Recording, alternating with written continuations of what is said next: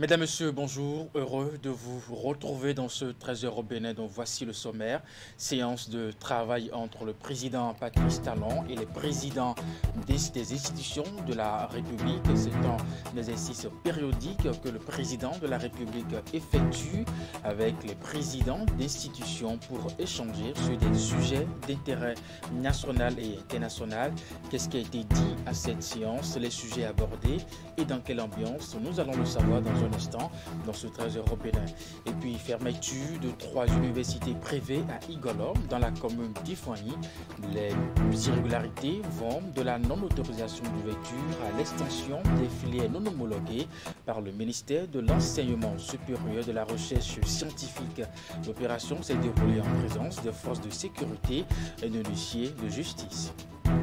Et puis enfin, le Bénin et le Japon évaluent leur coopération afin de la redynamiser. Les deux parties se sont vues ce mercredi à Cotonou au cours d'une réunion de concertation bilatérale, occasion de faire le point des interventions japonaises au Bénin, d'en tirer les leçons et proposer des solutions aux éventuelles difficultés. Mesdames, Messieurs, à nouveau, bonjour et bienvenue dans ce 13h au Bénin. Échange entre le président Patrice Talon et les présidents des institutions de la République. C'est un exercice périodique que le président de la République effectue avec les présidents d'institutions pour échanger sur des sujets d'intérêt national et international. Et cette rencontre vise à les entretenir de la situation sécuritaire qui prévaut dans le pays et dans la sous-région ouest-africaine. Il a été aussi question pour le chef de l'État de faire au président d'institutions un point sur la crise sanitaire liée à la pandémie de la Covid-19. À la sortie de cette séance de travail, le président de la Cour constitutionnelle, Joseph Diogbenou, nous fait le point de la rencontre. Vous savez que périodiquement, les présidents des institutions de la République se concertent avec le président de la République, chef de l'exécutif, autour des questions nationales et certaines questions de préoccupation internationale. Et bien évidemment, le contexte nous expose et nous prédispose à recueillir les informations les plus importantes que le gouvernement et son président voudraient bien partager avec nous sur la situation sécuritaire au plan national, au plan régional, sur la situation sanitaire et bien évidemment aussi sur le fonctionnement des institutions. Nous avons exposé au président de la République les préoccupations qui sont celles de l'ensemble des institutions de la République et qui sont aussi particulières à certaines institutions de la République. D'un point de vue général, la séance de travail s'est bien déroulée, plusieurs heures, et nous avons harmonisé le point de vue. Et les institutions sont suffisamment informées pour traduire dans la mission qui leur est confiée par la Constitution la prise en compte des intérêts de l'État dans la situation qui est la nôtre. Ce que nous pouvons dire, c'est qu'il n'y a pas d'inquiétude à avoir. Le pays est sécurisé, le pays fonctionne et le pays est dirigé. Que chacun sache garder l'esprit nécessaire de lucidité, de tolérance et de responsabilité. On sait qu'il y a beaucoup d'informations qui circulent, mais les institutions de la République veillent à la sécurité de chacun et à l'épanouissement de tous. Améliorer la représentativité des femmes dans les postes politiques et instances de prise de décision, c'est le but du projet de renforcement du leadership des femmes en politique dans les communes du Bénin, un projet de l'ambassade des Pays-Bas au Bénin lancé ce mardi à Parakou par le secrétaire général de la préfecture du Bogou. La cérémonie de lancement s'est déroulée en présence des représentants des partis politiques, des têtes couronnées et leaders religieux ainsi que des femmes élues venues de différentes communes du Bénin. Reportage de Jacques Débé, Socrate à Dantodé. Porté par le consortium Institut néerlandaise pour la démocratie multipartite, l'Institut pour la gouvernance démocratique et CAR international Bénin-Togo, le projet est mis en œuvre dans 45 communes reparties dans les 12 départements du Bénin pour un budget de 800 millions de francs CFA entièrement financé par l'ambassade des Pays-Bas. D'une durée de 4 ans, il vise à renforcer le leadership des femmes en politique au niveau local, les dernières élections communales ayant mis en évidence la faible représentativité des femmes dans les instances de prise de décision. Au cours de ces échéances, seulement 78 femmes ont été élues conseillères sur un total de 1815, soit un pourcentage de 4,29%. Seulement 3 femmes ont été élues maires sur un total de 77 maires au Bénin. Nous avons 13 adjointes au maire sur un total de 231 et 15 femmes ont été élues chefs d'arrondissement sur un total de 546, soit un pourcentage de 2,74%.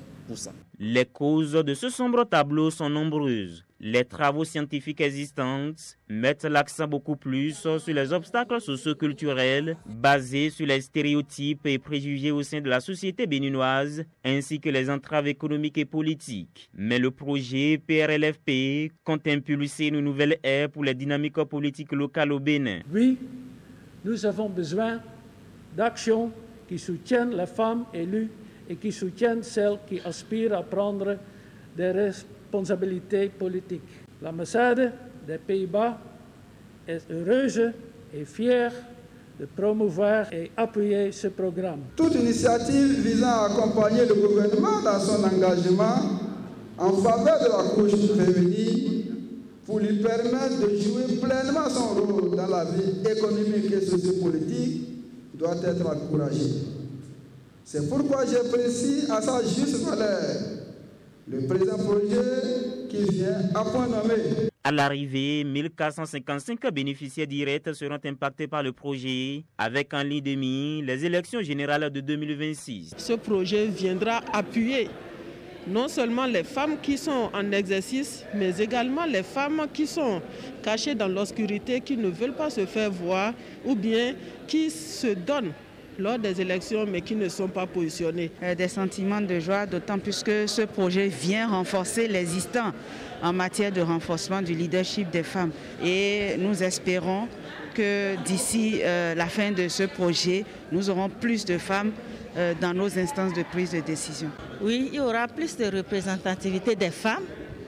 Et parce que surtout le projet veut collaborer avec les partis politiques. Pour la réussite de sa mission, le consortium s'engage à travailler avec toutes les parties prenantes. D'ailleurs, selon son coordonnateur, le projet complète et consolide les précédentes interventions en matière de leadership politique des femmes au Bénin. Je vous l'annonçais en titre, le gouvernement poursuit son opération de salubrité dans le rang des établissements privés d'enseignement supérieur indiscipliné. Ce mardi, le directeur général de l'enseignement supérieur a procédé à la fermeture de 3 universités privées à Igolor. Nous sommes dans la commune d'Ifani. Les irrégularités vont de la non-autorisation de vertu à l'extension des filières non homologuées par le ministère de l'enseignement supérieur de la recherche scientifique. L'opération s'est déroulée en présence des forces de sécurité et d'un huissier de justice. Le film de cette opération avec Idrissou Boukari, Henri Ganti. Pas d'année académique à Poma University implantée à Igolor dans la commune d'Ifani. Ouverte en 2015 avec l'autorisation du ministère de l'Enseignement supérieur et de la Recherche scientifique, seulement 3 filières lui ont été accordées, à savoir les licences professionnelles en droit et sciences juridiques, management des ressources humaines et marketing et actions commerciales. Mais quelques années plus tard, l'université a créé une quinzaine de départements avec chacun au moins 5 filières. Par ailleurs, les cours sont dispensés uniquement en anglais alors que la section anglophone est interdite au Bénin. Pire encore, dans la cour de l'université, c'est le drapeau de la République du Ghana qui flotte alors que nous sommes au Bénin. Des irrégularités qui n'ont laissé aucun choix au directeur de l'enseignement supérieur de procéder à la fermeture pure et simple de Poma University. Donc, tenant compte de la section anglophone qui a ouverte et des filières non autorisées, ces 2 chefs d'accusation suffisent largement pour fermer ou pour suspendre d'abord les activités de l'établissement en attendant d'amorcer une procédure judiciaire. Non loin de Poma University, toujours à Igolo, on retrouve cette université. À l'arrivée de la délégation du directeur de l'enseignement supérieur, seule la secrétaire est présente. Ici, l'établissement n'a même pas d'autorisation d'ouverture et pourtant 40 filières y sont disponibles pour une quarantaine d'étudiants. Professeurs et étudiants viennent du Nigeria. Conséquence, l'école sera fermée tout comme l'Institut supérieur Edexcel qui se trouve également dans le même cas. Par contre, au centre de formation en entrepreneuriat et au leadership, la situation est toute particulière. À ce niveau, il s'agit d'un centre de transit. Ils reçoivent des étudiants et ils essaient de les placer dans les universités sur le plan national et sur le plan régional. Ils disposent également d'un programme d'entrepreneuriat qui dure quelques jours en fonction donc des modules disponibles. Alors, nous avons constaté à ce niveau qu'il y a également quelques irrégularités, mais qui ne sont pas liées à l'établissement, mais plutôt aux établissements d'accueil. En réalité, c'est un marché florissant qui s'anime dans cette localité. On profite du label des diplômes béninois pour répondre à ses besoins sur le territoire nigérien. La situation a trop duré et il faut arrêter la saignée. Ce qu'on peut tirer comme leçon, c'est que les lois de la République ne sont pas respectées dans la plupart, pour ne pas dire dans les établissements frontaliers. Donc les établissements qui sont tout au long de la frontière du Nigeria, tout au moins au sud du Bénin, et qu'il va falloir poursuivre les investigations pour qu'on puisse ratisser le plus possible afin que tous ces établissements qui seront dans l'illégalité puissent être fermés. L'opération va se poursuivre puisque le gouvernement est déterminé à assainir le milieu des établissements privés d'enseignement supérieur. Après cette étape de suspension, suivront les sanctions qui s'imposent. Les établissements épinglés ont le choix entre se conformer aux normes en vigueur ou disparaître définitivement. Acteurs de l'élevage et autorités traditionnelles désormais ensemble pour renforcer les cadres de concertation et de dialogue entre organisations professionnelles et sociales réunies à Boïcon. Ils sont venus de l'espace CEDEAO et de l'Afrique centrale pour réfléchir aux nouvelles méthodes de conduite de l'élevage. La rencontre s'est de cadre à la tenue de l'Assemblée générale constitutive du Haut Conseil des éleveurs, pasteurs de la CEDEAO et de l'Afrique centrale. L'organisation sera chargée, entre autres, de veiller à la promotion d'un pastoralisme pacifié entre États par l'exercice des devoirs et la jouissance des droits des membres. Plus de précisions avec Imet Elena Moussou et Georges Vaudounan. Carrefour d'échange et de réflexion pour quelques jours, le Bénin accueille à Boïcon des acteurs de l'élevage et du pastoralisme venus de l'espace CEDEAO, de l'Afrique centrale et d'ailleurs. Les invités participent aux côtés de leurs pairs béninois à une rencontre d'envergure. Au nom des mesures efficaces pour le développement de l'élevage des ruminants dans la paix et la cohésion sociale, notre organisation envisage de faire contribuer les autorités traditionnelles, encore garantes de valeurs morales au sein de la communauté des éleveurs. C'est en somme ce qui justifie l'initiative de la présente Assemblée générale qui débouchera sur la mise en place au sein des pays de la CEDEAO et de l'Afrique centrale d'un haut conseil constitué d'associations des acteurs que nous appelons les Waldé, les Rouga, les Garçons, les Lamé et aussi des différentes organisations pasteurs. À travers diverses communications, les participants vont discuter de la situation du pastoralisme en Afrique et au Sahel en vue de définir de nouvelles orientations stratégiques. En plus de l'adoption d'un plan d'action triennal de l'organisation naissante, bien d'autres sujets seront abordés. L'option de la sédentarisation faite par le Bénin est inscrite au menu des discussions. L'implication des chefferies traditionnelles et autres acteurs clés dans la gestion des conflits entre agriculteurs et éleveurs sous d'autres cieux a été concluante. À Boïcon, nationaux et étrangers intervenant dans le secteur partageront également les expériences. Beaucoup sont venus pour voir l'expérience du Bénin. Ils ont appris que le Bénin est en train de mettre en place la sédentarisation et que c'est quelque chose qui peut diminuer beaucoup les conflits entre agriculteurs et éleveurs. Et ça va permettre aux éleveurs d'être sur place et bien nourrir leurs animaux.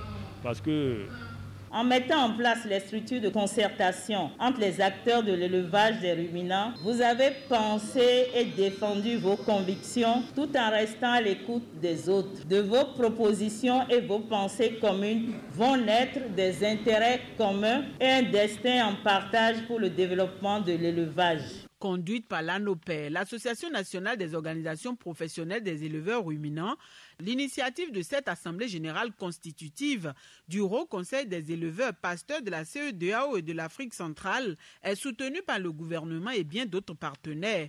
Outre les efforts de restructuration ayant conduit à la construction d'infrastructures agro-pastorales, l'amélioration de la santé animale et surtout l'adoption du code pastoral, l'autorité centrale attend de ces assises des propositions assez claires et opérationnelles.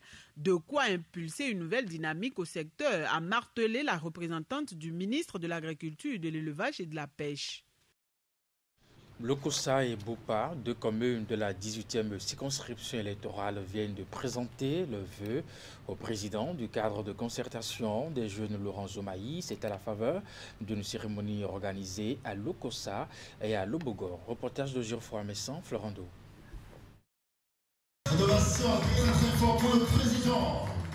Un homme est ici célébré.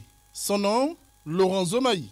En organisant cette réjouissance de Lokossa, ses amis et sympathisants, membres de structures soutenant ses actions, notamment le fan club Laurent Zomaï, ont voulu à leur tour sacrifier à la tradition pour lui formuler leurs vœux.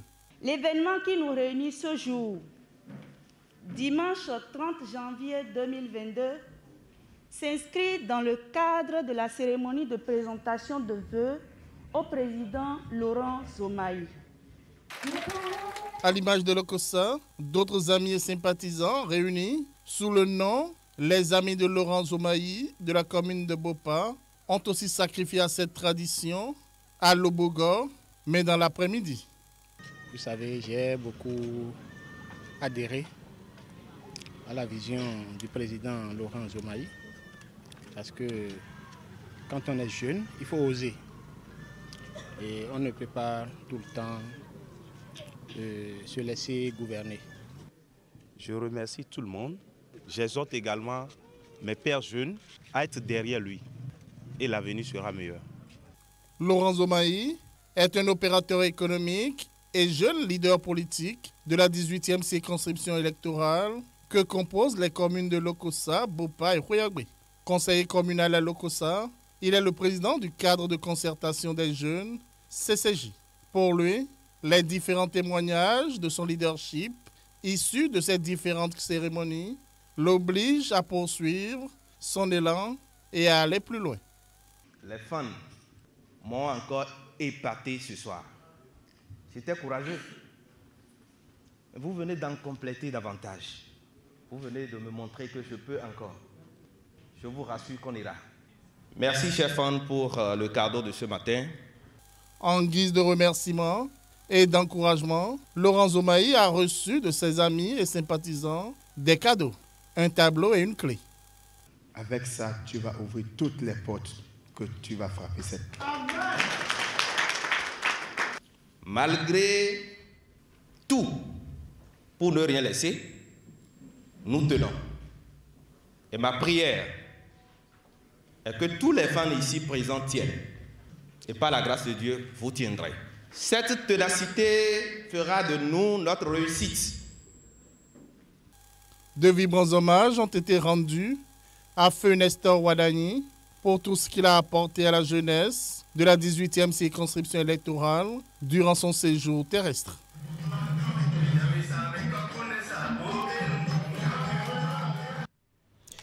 Mais dans la suite de ce 13h au Bénin, le Bénin et le Japon évaluent leur coopération afin de la redynamiser. Les deux parties se sont vues ce mercredi à Cotonou au cours d'une réunion de concertation bilatérale, occasion de faire le point des interventions japonaises au Bénin, d'en tirer les leçons et proposer des solutions aux éventuelles difficultés. Reportage. Le Bénin et son ami de vieille date, le Japon, échangent sur la coopération économique qui lie les deux peuples. Une réunion organisée ce mercredi sous la direction conjointe du ministère de l'Économie et des Finances et celui en charge des affaires étrangères et de la coopération. Occasion pour les deux parties de faire le point des principales actions du Japon à travers son agence de mise en œuvre de ses politiques au Bénin qu'est la JICA. Après 16 ans de coopération bilatérale, la politique au développement du Japon a permis à son ami le Bénin de connaître des avancées notables dans les domaines de l'éducation, la santé, l'eau, l'agriculture, les infrastructures et bien d'autres. Un bilan qui réconforte les autorités béninoises qui se disent fiers des prouesses de ce bilatéralisme. Le Japon est l'un des partenaires traditionnels du Bénin qui, de par ses interventions multiformes, accompagne le gouvernement dans ses efforts soutenus en faveur du développement national.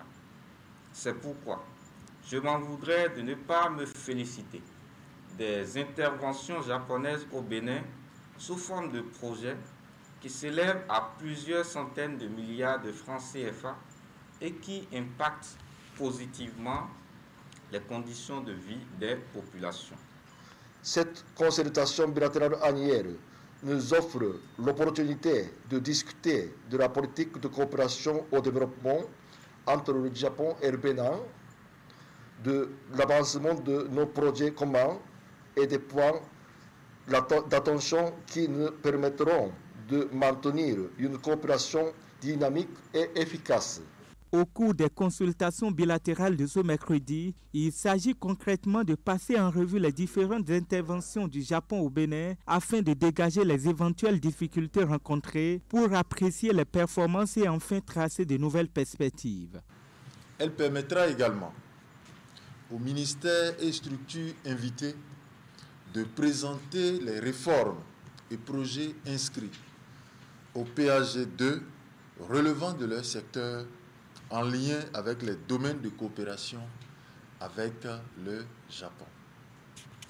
Monsieur le chargé d'affaires, il me plaît de vous remercier particulièrement au nom de Monsieur le ministre d'État pour l'appui de votre pays sans cesse grandissant dans les domaines prioritaires des infrastructures, de la promotion des industries et de l'amélioration du cadre de vie.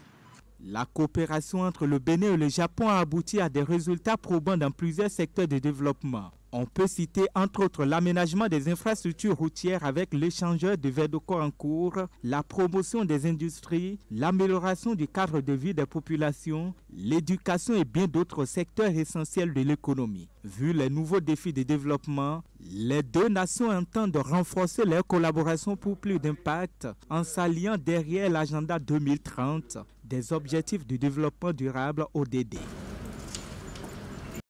Et puis allons à présent dans les locaux de la société Eau, Technologie, Environnement pour parler du jeu Tombola FIFA de Sainte-Luce.